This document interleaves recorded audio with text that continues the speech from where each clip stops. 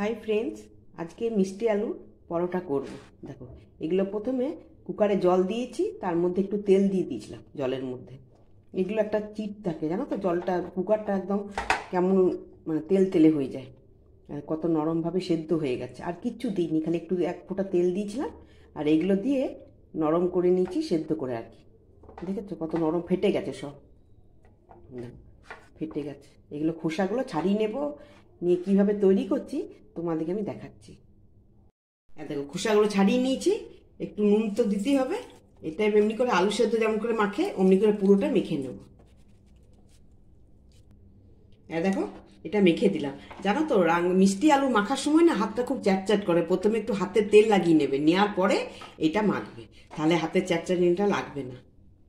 পরে দেখবে হাতটা কত চ্যাটচ্যাট করে একটু তেল দিয়ে প্রথমে সেদ্ধ তো করে নিলে আবার মাখার সময় হাতে তেল নেবে নিয়ে তারপর মাখবে। এবার এইটার সঙ্গে আটা খাওয়াতে থাকবো এমনি করে আটা খাইয়ে খাইয়ে মাখবো। পুরোটা এইভাবে মেখে আসি আমি। আটা মাখা হয়ে গেছে বেশিক্ষণ রাখা চলবে না আটা মেখে সঙ্গে সঙ্গে কিন্তু তোমার করতে হবে তার আগে যা করবে তাকে তৈরি করে নিতে হবে রেডি সব রেখে দিতে হবে। আচ্ছা এর মধ্যে এবার আমি পুর দেবো মিষ্টি আলুর এটা কিন্তু একটা পুর দেবো। দেখো দেখো চিজ আছে এর ভেতরে একটা কিউ বের করে নেব। এবার এটা আমি ঘষে নেব। দেখো নারকেল ঘষে নিয়েছি এটা কিন্তু নতুনত্ব খাবার খুবই সুন্দর লাগবে খেয়ে দেখো। আর দেখো চিজটা এইভাবে আমি সবটা ঘষে নেব। দেখো চিজ ঘষে নিয়েছি নারকেলটা কোড়া হয়ে গেছে একটু গোলমরিচ গুঁড়ো দেবো তাতে চিজে তো নুন দেওয়াই আছে তোমরা যদি মনে হয় নুন দিলে একটু ভালো লাগবে খেতে তো একটা নুনও একটু মিশিয়ে নেবে আমি কিন্তু দেবো না। আটাতেও নুন আছে চিজেও নুন আছে একটু গোলমরিচ দিলাম টক আছে নুন আছে মিষ্টি তো আছে মিষ্টি আলুটার ভেতরে তো পুরটা দেবো। দেখো এটা দিলাম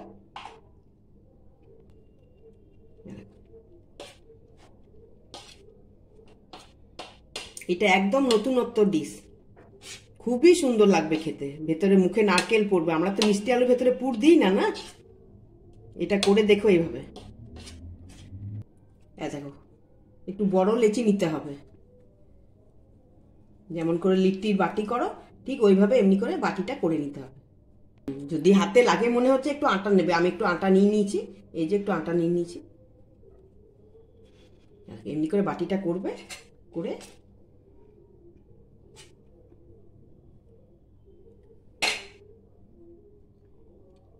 এটা পুরো বেলার সময় পুরোটাই স্প্রেড হয়ে যাবে আর তাওয়াতে যখন দেবে তখন দেখবে এমনি করে বেলে এবার তাওয়াতে আমি দেবো।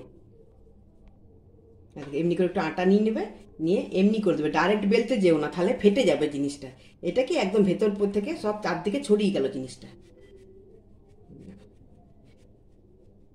এবারে এটাকে বেলবো তাওয়াতে কিন্তু একটু তেল দিতে হবে তোমার না হলে তাওয়ার মধ্যে চিপকে যাবে। আর যদি নন স্টিক হয় তাহলে কোনো অসুবিধা নেই বিনা তেলেও তুমি প্রথমটা দিতে পারো আমি একটু তেল দিয়ে দিলাম আমার যেহেতু লোহার তাওয়া সেই জন্য। দেখো হয়ে গেছে প্রায় দিকটা।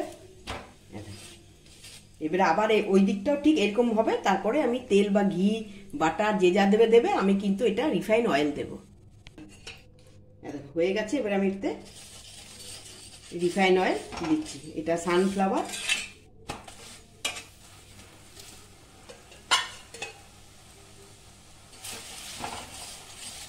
তবে এইটার উপরে যদি বাটার দিয়ে দাও না আরো ভালো লাগবে ছোট ছোট বাটারে কিউব দিয়ে দিবে ভালো লাগবে।